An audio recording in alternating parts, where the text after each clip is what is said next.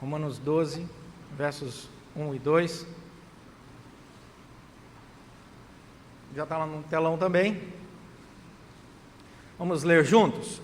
Rogo-vos, pois, irmãos, pelas misericórdias de Deus, que apresenteis o vosso corpo por sacrifício vivo, santo e agradável a Deus, que é o vosso culto racional. E não vos conformeis com este século, mas transformai-vos pela renovação da vossa mente, para que experimenteis qual seja a boa, agradável e perfeita vontade de Deus. Amém. Deus, fala ao nosso coração, pela obra do Teu Santo Espírito, edifica a Tua igreja, que o Teu nome seja sempre glorificado. Em nome de Jesus Cristo. Amém. Essa semana, Joe Biden assumiu a presidência dos Estados Unidos, um dos homens mais importantes do mundo, não é? Agora tem uma responsabilidade muito grande nas suas mãos. E eu li um artigo essa semana do The New York Times, um artigo bastante interessante, de um autor chamado Timothy Egan. E o nome do artigo é, traduzindo, é Um presidente pode governar na poesia.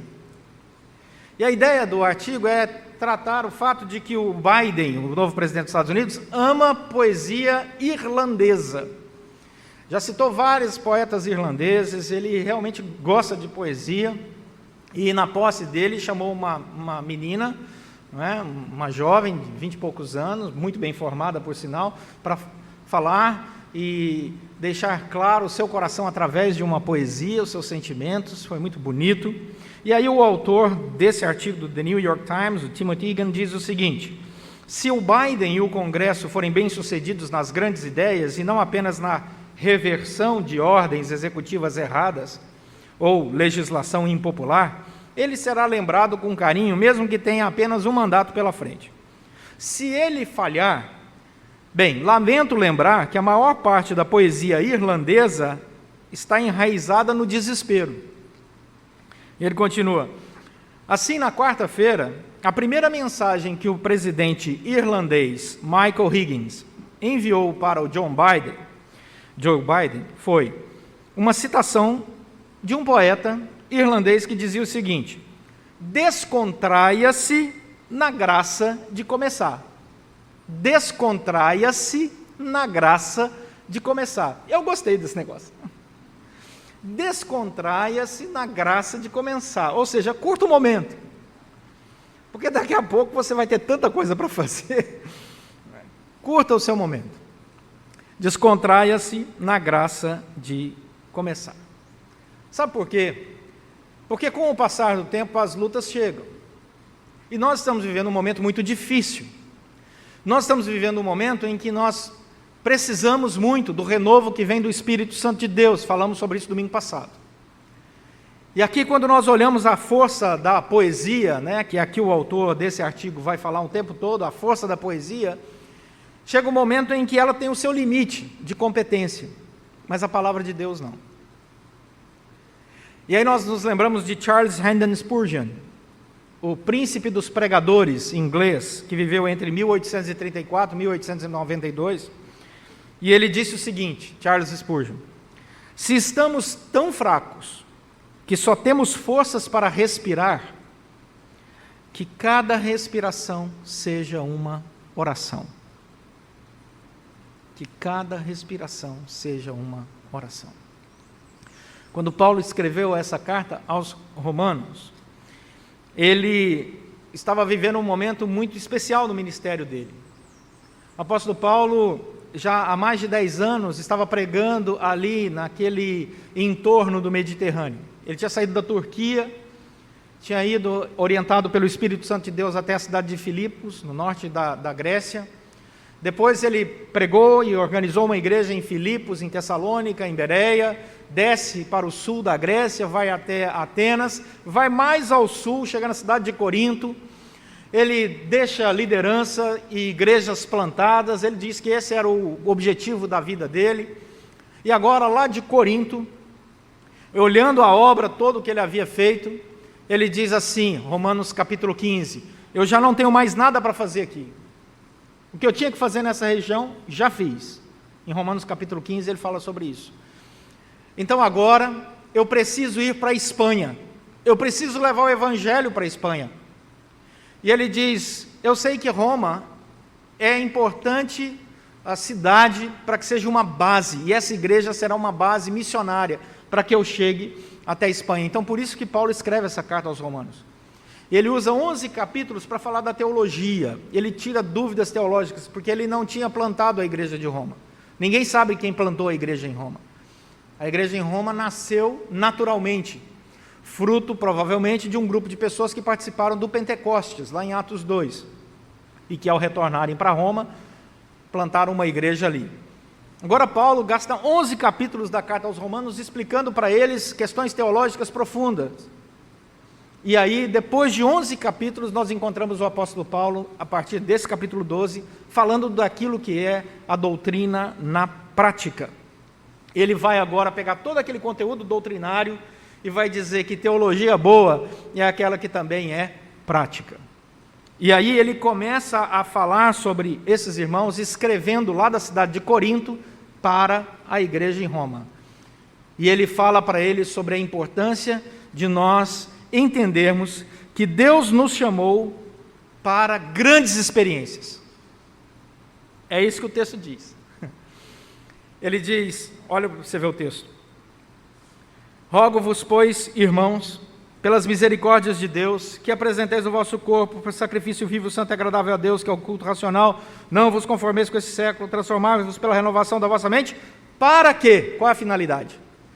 Para que vocês tenham uma grande experiência, para que experimenteis qual seja a boa, agradável e perfeita vontade de Deus. E assim ele começa essa segunda introdução da carta, transicionando daquilo que é teológico para o prático e chamando aqueles irmãos para ter essa experiência. A experiência de viver a vida cristã de maneira boa, de maneira agradável e perfeita, no centro da vontade de Deus. E a primeira palavra que ele usa aqui no capítulo 12, versículo 1, é rogo-vos. Essa palavra rogo-vos era uma palavra usada num contexto muito amplo. Era uma palavra em que o apóstolo Paulo dizia assim, gente, presta atenção, se fôssemos traduzir na linguagem do pastor Leonardo, revista e atualizada, seria, presta atenção, gente, é a palavra rogo-vos, presta atenção, porque é a palavra na língua grega parakalem. A palavra parakalem na língua grega, ela pode ser traduzida por exortação, ela pode ser traduzida por chamar ao lado e conversar com uma pessoa, ela pode ser traduzida por encorajar, ela pode ser chamada por admoestar. Então, é uma palavra muito importante. Paulo está dizendo assim, gente, vem cá, deixa eu te falar uma coisa, presta atenção no que eu vou te dizer. É uma palavra usada também para consolar, para confortar. Eu vou te dizer uma coisa que vai confortar seu coração. Eu vou dizer uma coisa que vai impactar você. Por exemplo, 2 Coríntios, no capítulo 1, verso 3 e 4. Se você tiver com sua Bíblia, até abre aí que é interessante. 2 Coríntios, capítulo 1, verso 3 e 4. O texto diz assim, bendito seja o Deus e Pai de nosso Senhor Jesus Cristo, Pai de misericórdias e Deus de toda consolação. Essa é a palavra grega usada para rogo-vos, parákalo.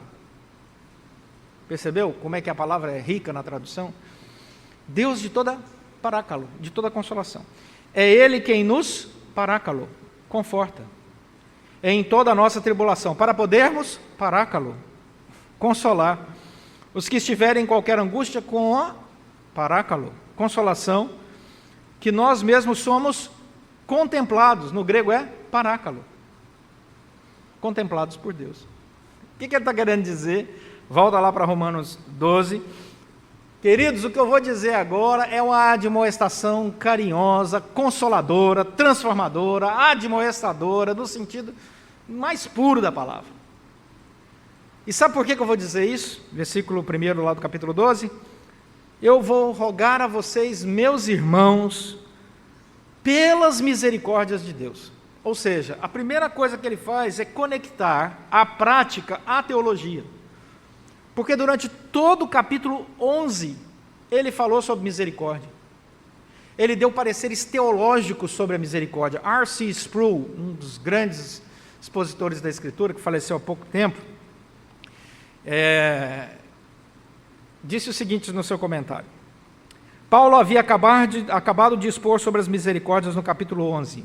Ele tinha falado, em primeiro lugar, sobre a justificação pela fé. Segundo, os nossos pecados que são perdoados pelo sacrifício expiatório de Cristo. Terceiro, que Deus faz todas as coisas e que essas coisas todas cooperam para o nosso bem. E quarto, que esse Deus havia chamado um povo para Ele.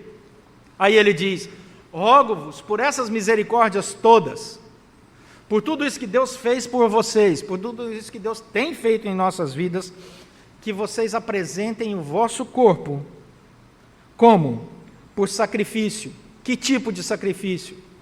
Vivo, santo e agradável. A quem? A Deus. Como? Através do culto que é racional.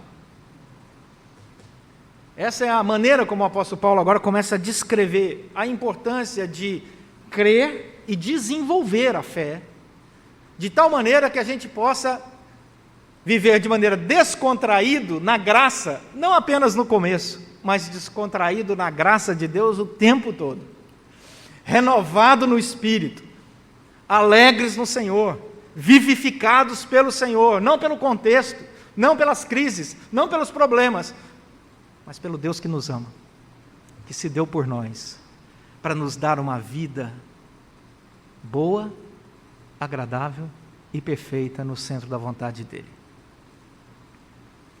E aí nós olhamos para esse texto e falamos, Senhor, como é que é esse sacrifício? Porque o sacrifício no Antigo Testamento, você pegava os animais, levava lá para o sacerdote matava o animal, derramava o sangue, levava lá, aspergia, e ele apontava para a vinda de Cristo Jesus. Então o sacrifício implicava em morte. Agora ele vai dizer, eu quero que vocês apresentem um sacrifício que é vivo. Não é mais um sacrifício que implica em morte, porque todos aqueles animais do Antigo Testamento, eles apontavam para a vinda de Cristo Jesus, o Cordeiro de Deus que tira o pecado do mundo. Quando Jesus veio, Ele morreu de uma vez por todas, e de maneira suficiente e eficiente para os que creem, segundo a graça do Senhor. De tal maneira que a gente não precisa mais matar animais, a gente não precisa derramar sangue na expectativa da vinda do Cordeiro de Deus, porque o Cordeiro de Deus já veio, já morreu, já ressuscitou, está vivo, e os nossos pecados estão perdoados. Por isso rogo-vos por essas misericórdias, por esse sacrifício, por essa beleza, que o seu sacrifício agora seja vivo, não mais morto, não seja de um animal, seja o seu sacrifício, um sacrifício que é santo. O que significa a palavra santo? Significa separado. Quando nós separamos para Deus a nossa vida, quando nós separamos para Deus tudo aquilo que somos, quando nós separamos para Deus o tempo da nossa oração, quando nós separamos para Deus a nossa história, a nossa caminhada, a nossa agenda, um dia na semana, para estarmos juntos, para estarmos conectados com aqueles que agora estão conectados conosco, quando nós separamos, isso é o sentido dessa palavra santo, isso é culto a Deus. Quando nós separamos dízimos e ofertas, é culto ao Senhor. É uma expressão de gratidão, de louvor, de reconhecimento. Obrigado, Senhor. E esse culto agrada o Senhor, Ele é santo. E essa palavra agradável aqui é a mesma palavra agradável lá no final, mas eu não vou falar agora, deixa para falar lá. E esse culto, então, é dirigido somente a Deus, não existe outro Deus, somente o nosso Deus. E qual é a característica desse culto? Esse culto é lógicos, que é a palavra grega para racional. Portanto, o Senhor se agrada quando nós separamos, nos reunimos, celebramos, com gratidão no coração, estamos aqui com o nosso corpo, há uma adoração integral, corpo e alma, estamos aqui na presença do Senhor, não é aquela celebração assim, não, eu não vou à igreja, mas Deus sabe que eu estou conectado com Ele. Não, o sacrifício está aqui, estamos inteiros aqui na presença do Senhor. E aí ele diz, o culto é racional. Nós temos uma tendência muito consumista de construirmos e gostarmos do culto segundo a nossa imagem e semelhança. A gente constrói uma liturgia e um culto que nos agrade. Eu vou no culto que me agrada, mas não é esse o princípio bíblico. O culto não é para te agradar ou para agradar o pastor Leonardo, o culto é para agradar a Deus. Portanto, ele determina a norma de culto. Ele diz o que gosta e o que não gosta. E o culto que Deus gosta é um culto lógico, é um culto racional. O que significa isso? O Dr. John Stott, grande pregador inglês, também já falecido, dizia o seguinte: racional aqui é um culto oferecido com a mente e o coração. É um ato de adoração inteligente.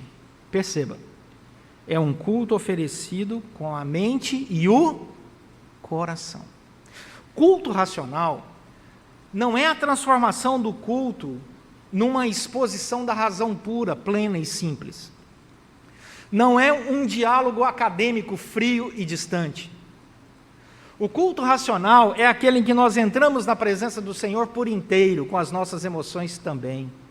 Nós choramos, nós nos alegramos, nós rimos, nós nos divertimos quando estamos em comunhão. Nós refletimos, nós pensamos com base nas misericórdias do Senhor, nós valorizamos o estudo da palavra. Esse é o momento em que nós, de maneira equilibrada, ouvimos aquilo que a Bíblia nos orienta logicamente, lógicos, culto racional, e usamos a nossa mente nessa direção. Nós estamos aqui, conectados com o Senhor, nós nos alegramos.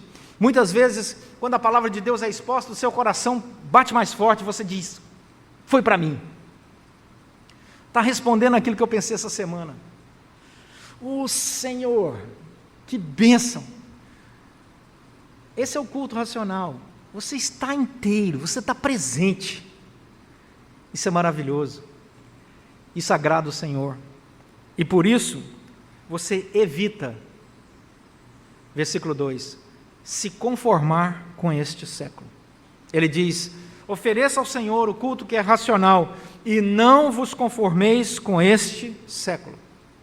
A palavra conformar aqui é a palavra sischematizo, na língua grega, que significa entrar no esquema, segundo a tradução do Augusto Nicodemos, que eu gostei muito. Entrar no esquema. Não entre no esquema do mundo. Não aceite ser a forma do mundo. Olhe para o mundo e não tenha o mundo como modelo para você. Não é o mundo que é luz para você, é você que é luz no mundo. É diferente. E nós só seremos luz no mundo se nós andarmos segundo a palavra de Deus, segundo a vontade de Deus. Então eu não aceito ser conformado com esse século. Eu sou um inconformado. Por isso eu sou um protestante. Eu protesto. Mas o meu protesto é um protesto diferente, porque é um protesto lógico, é um protesto argumentativo, é um protesto com conteúdo. E essa é a beleza da palavra do Senhor, porque ela nos transforma em pessoas com conteúdo. O cristão, à medida que vai passando, ano após ano, ouvindo o Evangelho, lendo bons livros, interagindo, participando de conferências, de estudos bíblicos, escola dominical, gente, o cristão vai ficando inteligente. Porque é muito conteúdo. É muito conteúdo. Isso é uma bênção. Porque é conteúdo com qualidade, porque é conteúdo que provém de Deus. Por isso, o mundo não nos atrai, porque o mundo não tem esse conteúdo. A filosofia do mundo é vã, cheia de sutileza, mas a palavra do Senhor enriquece. E ela liberta, e ela traz alegria, mas com humildade, porque a palavra não nos ensina o caminho da soberba intelectual, racional ou espiritual. Muito pelo contrário. Quanto mais conhecemos, menores nos sentimos. Menores nos sentimos, porque percebemos o quanto somos pequenos diante da grandiosidade do nosso Deus. E aí o texto vai dizer: não vos conformeis com esse século, mas transformai-vos. Como? Pela renovação do quê? Da vossa mente.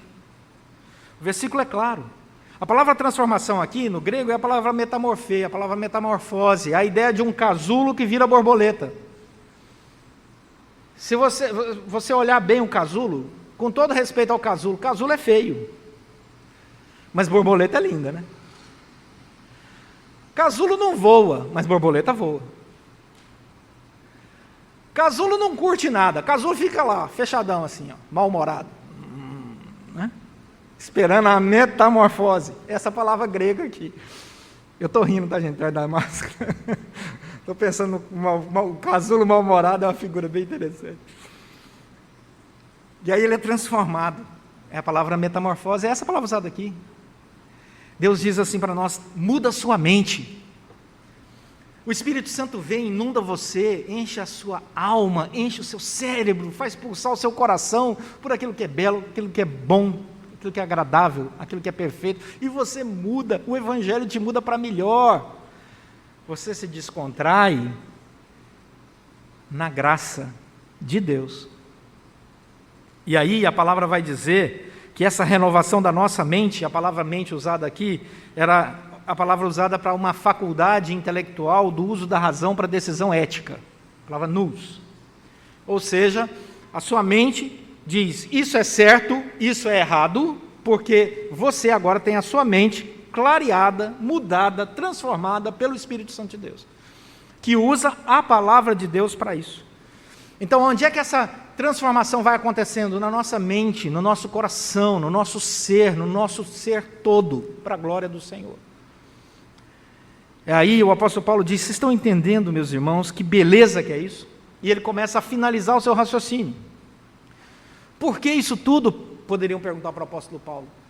Para que isso tudo na nossa caminhada? Para que, resultado, experimenteis qual seja a boa, agradável e perfeita vontade de Deus. Experimentar aqui a palavra dokimazo, na língua grega, não é uma experiência pela experiência. Dokimazo é quando você passa pela prova. É como a Bíblia diz assim, a experiência é prova que eu estou te dizendo, a partir do conhecimento adquirido. Esse é o sentido da palavra experimentar aqui. Não é uma experiência assim, de frio e calor. Não é uma experiência de sabor. É uma experiência onde você aprende uma coisa, pratica aquilo e diz assim, dá certo. Esse é o sentido da palavra dokimazo. Ou seja, que a sua mente, que o seu culto, que a sua transformação, que o seu não conformismo com o que está aí, seja algo que você de fato, ao entender o Evangelho, viva na prática, experimente e veja como isso é bom, como isso é agradável, como isso é perfeito, como é bom estar reunidos os irmãos.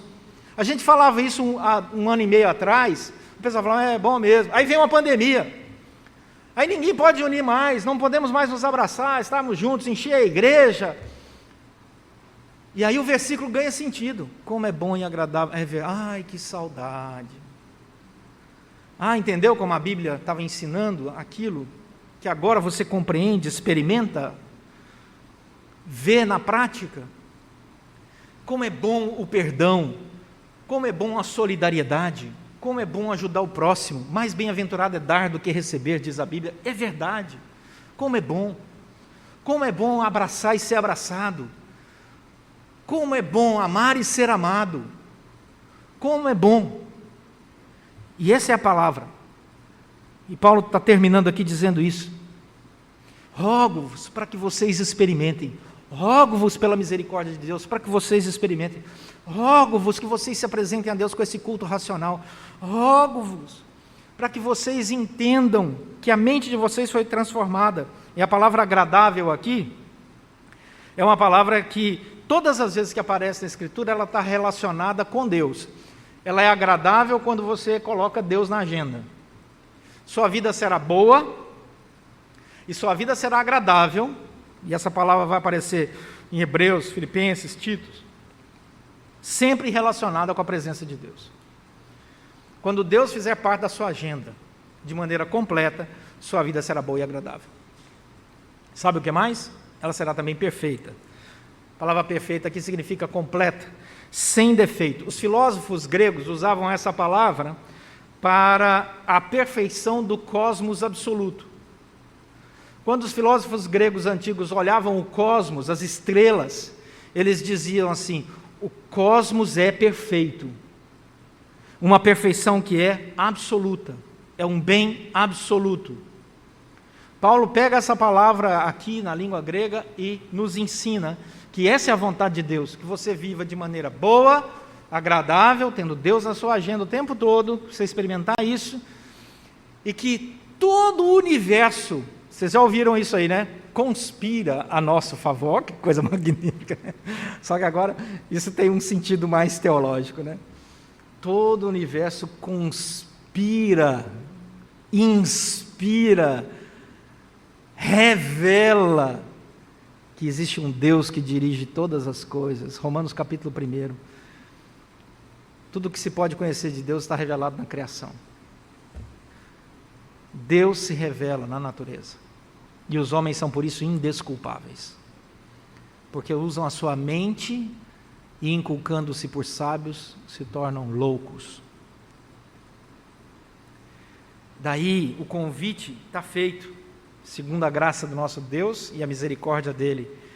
E ele diz, essa é a vontade de Deus para as nossas vidas, essa experiência progressiva, experimental, daquilo que é bom, daquilo que é agradável e daquilo que é perfeito. O John MacArthur, que é pastor da Grace Community Church nos Estados Unidos, por sinal, ele é sobrinho do general MacArthur. Eu não sabia disso, depois que eu fui descobrir. Achei isso tão interessante, o grande general MacArthur. Daí a gente começa a entender algumas... Bom, vamos adiante. O John MacArthur, ele tem uma frase muito interessante que é a seguinte: Satanás continua com seus esforços para fazer o pecado menos ofensivo, o céu menos atraente, o inferno menos terrível e o evangelho menos urgente. Nós não vamos aceitar isso. Vamos voltar ao artigo do The New York Times, do Timothy. Ele termina dizendo que a poesia tem poder. E ele diz, presidente, o senhor pode governar na poesia, porque a poesia, ela tem poder. Eu gostaria de dizer para o Timothy, amplia seus horizontes. Porque lá em Romanos, no capítulo 1, verso 16, vai dizer que o evangelho é que é o poder. E ele é o poder de Deus para salvação. A poesia é linda, eu amo poesia também, não as irlandesas. Tudo é belo, a música é belo, tudo que Deus criou é maravilhoso, mas poder, para a gente poder viver com alegria, renovado, só vem do Evangelho segundo a graça de Deus. E é por isso que nós estamos aqui oferecendo esse culto como um sacrifício vivo, que é racional para esse Deus. E é por isso que essa palavra tem nos transformado pela ação do Espírito Santo de Deus. E por isso nós podemos dizer, Deus, muito obrigado, porque eu tenho experimentado essa tua vontade, que é boa, que é agradável e que é perfeita. E que o Senhor me ajude nessa caminhada, porque eu quero experimentar muito mais. E assim como o apóstolo Paulo, Deus, eu quero fazer parte desse povo aqui, que assim como o apóstolo Paulo se preocupava com as cidades, com os países, com os lugares que ainda não tinham igreja, e nós vamos continuar, assim como o apóstolo Paulo, assim como os outros apóstolos, assim como Jesus nos mandou, indo por todo o mundo e pregando o evangelho a toda criatura, para a glória de Deus. Nossa vida tem sentido, nossa vida tem propósito, nossa vida tem missão. Nós viveremos de maneira boa, agradável e perfeita, no centro da vontade de Deus, para a glória de Deus, levando o evangelho a todas as nações. Porque isso é manifestação clara da misericórdia de Deus nas nossas vidas. Que Deus assim nos abençoe. Vamos orar.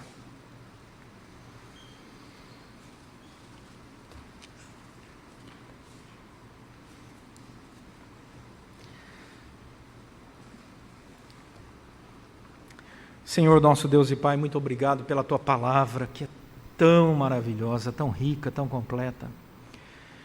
Muito obrigado porque o Senhor nos resgatou de uma vida sem sentido, nas trevas, para uma vida com propósito, cheio de missão, alegria, paz. Muito obrigado porque temos experimentado, provado isso na nossa vida. Que o Senhor deseja para nós uma vida boa, agradável e perfeita no centro da Tua vontade, e nós sabemos que isso é muito bom. Queremos Te agradecer por essa misericórdia do Senhor sobre nós. E rogar ao Deus, continue nos alimentando. Continue, ó Deus, falando ao nosso coração de tal forma que nós sejamos inconformados com aquilo que o mundo quer colocar como maneira de ser e viver para nós, e sejamos sempre transformados e transformadores para a glória do Senhor. Que o Senhor nos conduza assim, segundo a Tua graça, e para a Tua glória, em nome de Jesus Cristo. Amém.